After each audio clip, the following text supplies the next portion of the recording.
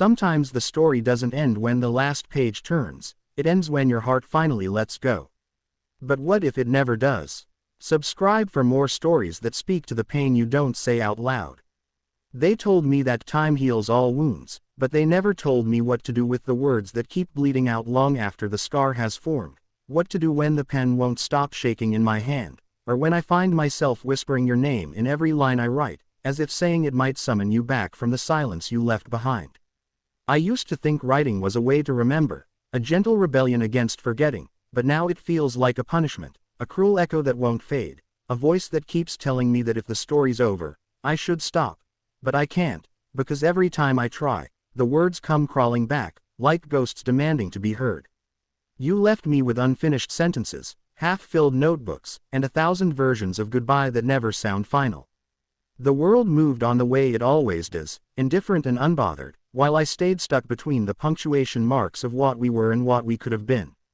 I still wake up sometimes expecting your text, still check the sky at the hour you used to call, as if grief has its own time zone that only I'm trapped in. I used to think stories had endings, but now I realize endings only exist for people who choose to stop writing, and I never chose that. I write because it's the only way I can keep you alive without betraying reality. Every line is a conversation, every metaphor a confession, every page a quiet grave where I bury another piece of what I can't forget. The world calls it closure, but closure is just a polite word for surrender, and I've never been good at that. Sometimes I wonder if the pen is holding me hostage, if it knows I'm afraid of what will happen if I stop. Maybe that's why I keep writing you into the margins of my days, slipping your voice into dialogue, your laugh into descriptions, your memory into metaphors that don't belong to you but somehow always end up shaped like you. People read my stories and tell me they feel real, that they can sense the emotion behind the words, and I smile, pretending it's talent when really it's just pain wearing ink like perfume.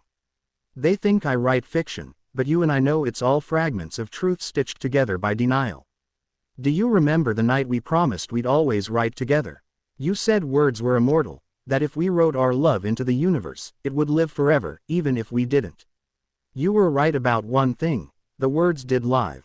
They outlived us. They outlived everything. I sometimes wonder if that was your plan all along, to make sure I could never let go because you hid yourself in every syllable. When I try to write something new, something not about you, my hand freezes, like it's waiting for permission that never comes. Maybe you cursed me with permanence, or maybe I cursed myself the moment I made you my muse. People think muses are beautiful, but they don't tell you they're also dangerous. They feed on your peace, your sanity, your sleep. They make you immortal in all the wrong ways. I've written hundreds of endings trying to set you free, but none of them feel right. I kill you in one story, resurrect you in another, and still, you won't stay buried. Sometimes I think I keep rewriting our story because deep down, I'm waiting for a version where you stay, where we don't break, where love doesn't dissolve into memory. But the more I write, the further away that version feels, like chasing a shadow in the dark. I tell myself that if I can find the right words, maybe I can make peace with what happened, but peace is quiet, and my heart doesn't know how to be silent. I write late at night, when the world is asleep, because that's when the ghosts are loudest. They whisper through the clack of my keyboard, telling me that stories never end. They just evolve into the people who can't stop telling them. Maybe that's what I've become. A story that refuses to end, a voice stuck in the echo of, what if? I used to love happy endings. Now I understand that not all stories are meant to be tied with a bow. Some are meant to unravel you, piece by piece, until you see what's underneath. I see it now, the truth that I've been avoiding all along. I'm not writing about you anymore. I'm writing about the version of me that existed when you did. I'm writing to remember the girl who believed in forever, the one who thought love could rewrite fate. She's gone now, too, buried under drafts and broken metaphors. And yet, I keep trying to find her between the lines, as if resurrecting her might bring me peace. But maybe peace isn't the point. Maybe the point is to keep writing even when it hurts, to honor the ache instead of erasing it. Every writer has a ghost. You're just mine. People tell me to move on, to write something new, but how do you move on from something that shaped your every word? Writing isn't about moving on. It's about surviving the moments that refuse to let go. You're not here anymore, but you live in the way I describe sunsets, in the way I pause before the word love, in the metaphors that sound like you even when I don't mean them to. I've learned that love doesn't end when someone leaves, it just changes shape. Sometimes it becomes a poem. Sometimes it becomes silence. Sometimes it becomes a story like this, written by someone who swore she'd stopped writing about you years ago.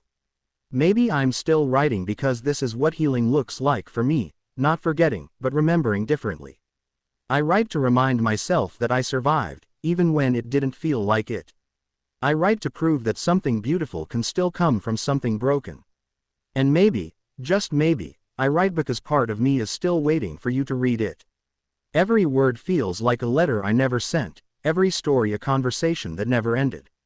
You taught me that endings are illusions, that sometimes the story continues even when the characters stop speaking.